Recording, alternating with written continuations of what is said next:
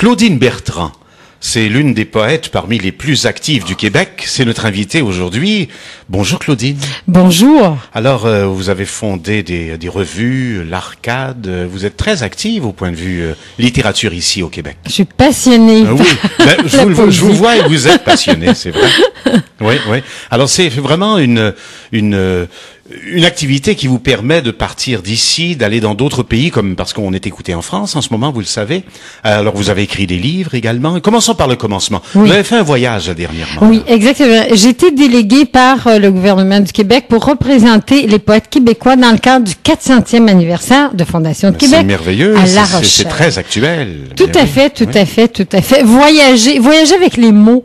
C'est un peu ça aussi, la poésie. Parler de chez nous, parler de qui l'on est, comment on réagit, comment on sent les choses. Et les Français étaient fascinés. Vous étiez la petite nièce de Samuel à ce moment-là, Samuel de Champlain. Samuel de Champlain. Ben oui. Peut-être une réincarnation, parce que 400 ans plus tard, mais je suis allée sur les traces de Champlain. Effectivement, on est allé à Brouage, qui est sa ville de naissance, et c'était absolument mythique, et c'était fascinant d'aller là. Moi, j'ai été tout à fait impressionnée, et les Français aussi sont impressionnés de nous entendre parler. Parce que vous n'étiez pas seul.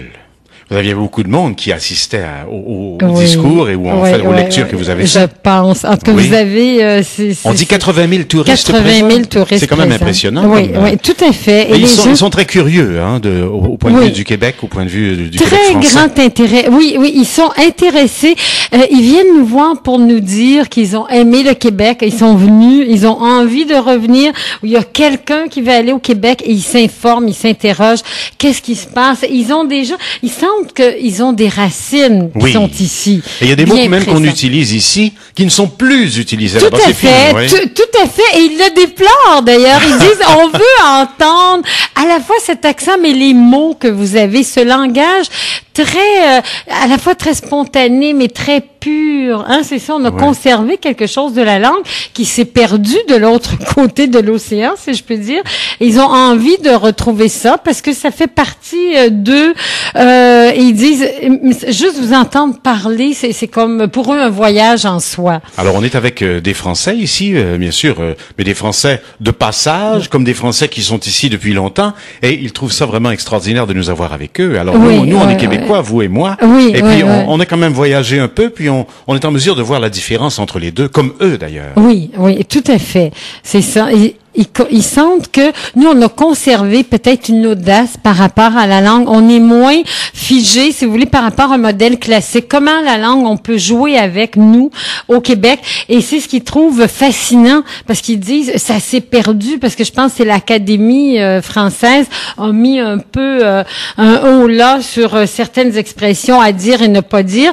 Alors, ils se sentent un petit peu figés dans un corset, je dirais. Mais nous, ils aiment notre façon De s'exprimer. oui, Oui. tout à fait. C'est notre façon d'être aussi, c'est Voilà, notre identité qu'ils retrouvent par certains côtés. Alors, je reprends ici un article de Lettres québécoises automne 2008. On dit Claudine Bertrand, c'est vous, porte-parole des poètes du Québec à La Rochelle, mais aussi la curiosité du public de tous âges pour la poésie québécoise et les questions posées sur le Québec en général montrent l'intérêt des Français pour la belle province. Est-ce qu'ils connaissent ça, la belle province, le nom la belle province, ou bien si... Non, je pense qu'il en a entendu parler. Bien Oui, sûr, oui, bien oui, sûr, oui, bien il sûr. le connaît. Mais je pense qu'on a une cote en France. Le Québec a été hyper valorisé, mais disons qu'à bon escient, là, ils gardent les aspects positifs. Puis pour eux, c'est peut-être une convivialité, une façon d'être, comme je disais tout à l'heure, peut-être une façon de penser.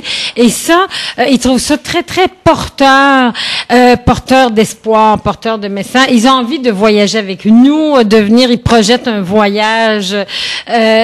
Disons, quelque part dans leur vie, chaque Français a envie de venir ici. Oui, nous ici, on est à Montréal, bien sûr. On peut être ailleurs, dans d'autres Ouais. villes. Mais il y a un endroit où je rencontre des Français d'une façon assez nombreuse. C'est au parc La Fontaine. Ah oui. Oui, ils amènent leurs enfants, les enfants gambadent, les enfants à fait. ils tournent Oh, autour de la quel- statue de Félix Leclerc, et puis Quel ils beau vont, lieu. ben, c'est un Quel bel beau endroit lieu. extraordinaire, extraordinaire. C'est été comme hiver. Oui, Oui.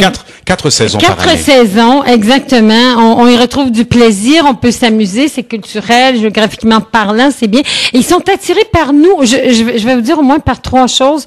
D'abord, évidemment, la langue française, le fait qu'on la défende, disons, de cette manière-là, et qu'on maintienne, évidemment, le cap sur le français. Ensuite, géographiquement parlant, nos grands espaces. Ils nous parlent de ça, et aussi la qualité de la vie. Au fond, qu'on y retrouve ici au Québec. On n'a pas la course tout le temps ici. Exactement. Et puis, à part ça, on n'utilise pas des mots anglais purs à chacune des phrases qu'on mentionne. Là. Il faut leur reprocher ça aussi. Mais ils en viennent ici, et on leur dit. Tout à fait. On leur mentionne. Vous allez partir bientôt encore pour le Congrès des poètes du monde. Oui, tout à fait. Quelle ambassadrice. Quelle ambassadrice. J'ai été déléguée, alors je n'ai pas pu refuser parce que je trouve, au fond, c'est par l'expérience que j'ai. Au fond, j'ai créé des ponts depuis plusieurs années, depuis au moins une vingtaine d'années, par des lectures de poésie, des conférences que j'ai données à la Sorbonne ou ailleurs. Vous avez donné des conférences à la Sorbonne? Oui, une récemment au mois de juin. Oui, c'était quand même. C'est assez impressionnant dans cette institution historique. C'était vraiment mémorable. Est-ce qu'il y a de la poussière partout à la Sorbonne ou bien non? Mais je pense qu'il y avait balayé un peu avant, c'est ça. Ils avaient réservé un espace, c'était extraordinaire, c'était dans le grand salon avec des tableaux du 17e siècle. C'était super magique et mythique.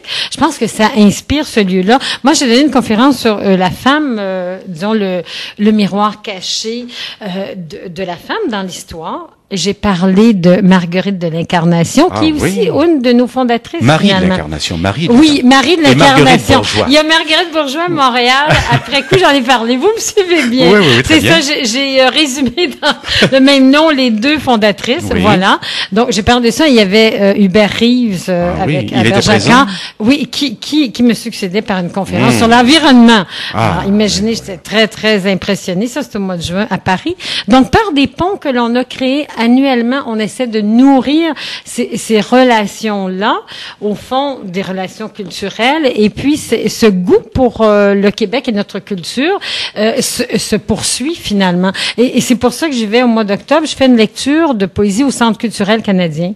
Je viendrai vous en reparler. Bien sûr. Vous avez écrit plusieurs livres, d'ailleurs, Claudine. Oui. Est-ce qu'il y a possibilité, peut-être? Peut-être vous pourriez en lire une page vous-même. Parce que, disons, mon dernier, j'ai fait paraître, c'est Pierre Sauvage. Vous voulez que je lise la pluie, la pluie? Oui, je pense que... Alors, une pluie chaude tambourine à la fenêtre, regarde la maisonnée au repos. Écrire avec cette averse qui glisse sur la peau et sur la langue. Je note rien. Les murs se resserrent sur les morts. Combien de portes sont refermées à la pluie battante, contre le déplacement de l'ombre. Des rochers parmi d'autres ont le vent dans les voiles. Il faut que ce soit bien écrit. Il faut que ce soit bien écrit, c'est vraiment... Et ce livre, il y a possibilité de le trouver en France? Oui, tout à fait. Oui, en France, partout à la FNAC. Pierre Sauvage. Claudine Bertrand, préface de Jean-Pierre Faille, sur édition L'Harmattan. Alors, les gens qui veulent se procurer des livres comme ça, est-ce qu'il y a un site Internet on peut composer, ou est-ce que vous avez un site ici au Québec qu'on peut composer? J'ai un site, mais peut-être qui donne un peu ce que j'ai fait, qui donne mon parcours. C'est le site mouvance.ca. C'est un site ouvert à la littérature québécoise, française et de tout continent. On retrouve Claudine Bertrand là-dessus. Mouvance.ca. .ca, oui, exactement. Alors www.mouvance.ca. Une fenêtre ouverte sur la poésie de tous les pays. Et qu'est-ce que vous faites pour gagner votre vie? Elle voyage, elle écrit. On dit qu'écrire, ça rapporte pas beaucoup, mais... Exactement, oui. Elle est professeure. Oui, elle est professeure. Oui. À quel endroit vous êtes professeure? J'enseigne au Collège de Rosemont la littérature française et québécoise, et des ateliers de création aussi. Au fond, c'est donner la passion des mots. Et les jeunes aujourd'hui ont envie aussi de découvrir. Je les fais voyager par la poésie. Ils aiment la poésie beaucoup plus que ce que l'on pense, si vous voulez. C'est bien dit. Oui. Alors, Claudine Bertrand, ça a été un grand plaisir de vous recevoir ici, et on vous réinvite. D'accord? Avec plaisir. À la prochaine et bon voyage. Merci.